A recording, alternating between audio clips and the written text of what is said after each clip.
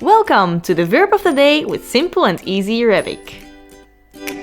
Cheat as an imperative masculine, غش as an imperative feminine, غشي as an imperative plural, غشوا. How do we conjugate the verb in the simple present?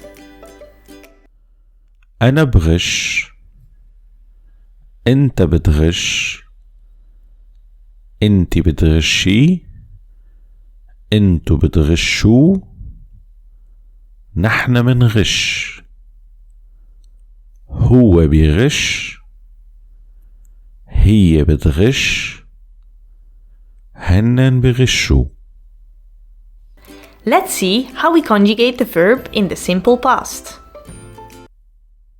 أنا غشيت، أنت غشيت،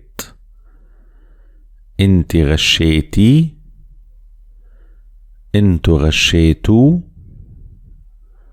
نحن غشينا، هو غش، هي غشت، هنن غشوا.